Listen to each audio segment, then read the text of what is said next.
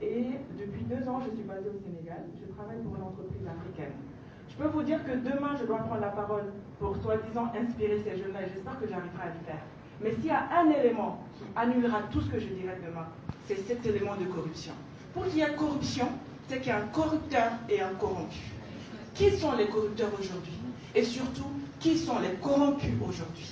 Les corrompus aujourd'hui, ce sont les personnes qui sont censées empêcher cette corruption. Ce sont les personnes qui sont censées nous protéger. Ce sont les personnes qui sont censées mettre en application les lois de sanctions, etc. Aujourd'hui, je travaille dans une entreprise. Nous répondons à des appels d'offres. Nous voyons toutes ces personnes que, même pour signer un document pour lequel ils sont payés par nos impôts, demandent qu'on leur paye de l'argent d'avance. Nous voyons que l'argent que nous devons payer en tant qu'entreprise, qui doivent servir, non, je suis désolée quand j'en parle, j'en tremble. C'est un sujet qui me donne envie de vomir. C'est qu'on est dans un système qui est pourri jusqu'à la moelle épinière.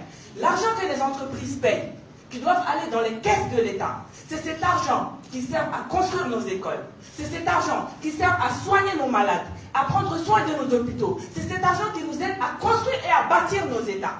Cet argent-là, qu'est-ce qu'on en fait? Nous, les entreprises, on le prend et on le donne à une personne lambda qui le met dans sa poche, qui, malgré tout, cette personne est un agent de l'État payé par la sueur du front des Maliens, des Africains. Nous travaillons, nous payons des impôts, etc. C'est cet argent qui paye cette personne et malgré tout, cette personne s'enrichit sur l'argent des entreprises.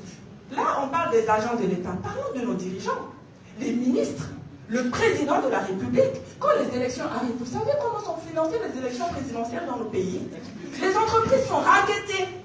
Vous ne payez pas? Ok, pas de souci, on verra le prochain appel d'offres. Comment ça va se passer? Donc je suis désolée, on peut se tenir tous les grands discours ici si vous voulez. D'accord? Au quotidien, nous sommes confrontés. Là, les agents de police qui nous arrêtent, qui prennent 2000 francs. Hier, je suis arrivée à l'aéroport, la douanière qui me dit oui, vous avez plus de 3 tissus dans votre sac, c'est 10 000 francs les frais, etc. Ça me gêne moins. Ça me fait mal.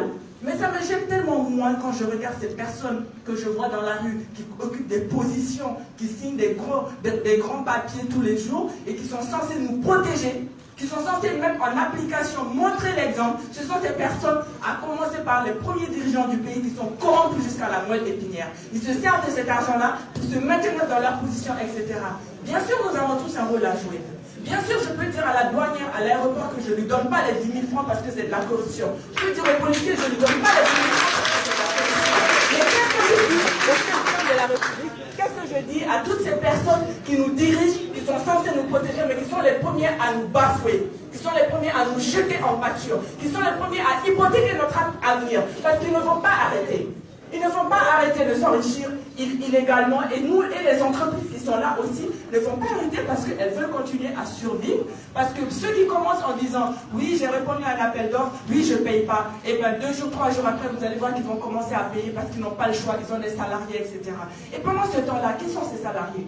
Ce sont ces jeunes qui sont tous dans cette salle, à qui nous sommes en train de dire croyez au Mali, croyez en l'Afrique, croyez en l'avenir, n'allez pas sur les routes de l'immigration, etc., etc. Mais qu'est-ce qu'on leur offre comme option?